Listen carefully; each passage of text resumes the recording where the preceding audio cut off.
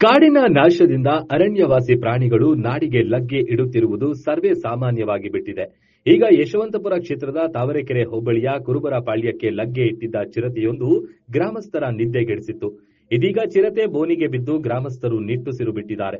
ಹೌದು, ಕೆಲ ತಿಂಗಳಿಂದ ಈ ಚಿರತೆ ಗ್ರಾಮದಲ್ಲಿ ಹಸು, ನಾಯಿಗಳ ಮೇಲೆ ದಾಳಿ ನಡೆಸಿ ಕೊಂದು ಹಾಕಿತ್ತು. ಜನರ ಮೇಲೆ ಯಾವುದೇ ದಾಳಿ ಪ್ರಕರಣಗಳು ದಾಖಲಾಗದಿದ್ರೂ ಜನರು ಸಂಜೆಯ ಮೇಲೆ ಮನೆಯಿಂದ ಈಚೆ ಬರಲು ಹೆದರುವಂತಾಗಿತ್ತು. ಈ ನಡುವೆ ಚಿರತೆ ಗ್ರಾಮಸ್ಥರೊಬ್ಬರ ಮನೆಯ ಕಾಂಪೌಂಡ್ ಹಾರಿ ಸಾಕಿದ್ದ ನಾಯಿಯನ್ನ ಕೊಂದಿತ್ತು. ಇದಕ್ಕಂಜಿದ ಗ್ರಾಮಸ್ಥರು ಚಿರತೆಯನ್ನ ಸೆರೆ ಹಿಡಿಯುವಂತೆ ಅರಣ್ಯ ಇಲಾಖೆ ಅಧಿಕಾರಿಗಳ ಬಳಿ ಆಗ್ರಹಿಸಿದ್ರು.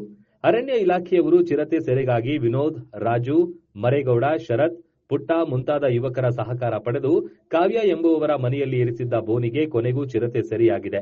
ಒಟ್ನಲ್ಲಿ ಕುರುಬರಪಾಳ್ಯ ಜನರ ನಿದ್ದೆಗೆಡಿಸಿದ್ದ ಚಿರತೆಯನ್ನ ಇದೀಗ ಮರಳಿ ಕಾಡಿಗೆ ಕಳುಹಿಸಿದ್ದು ಗ್ರಾಮಸ್ಥರಲ್ಲಿ ಆತಂಕ ದೂರವಾಗಿದೆ.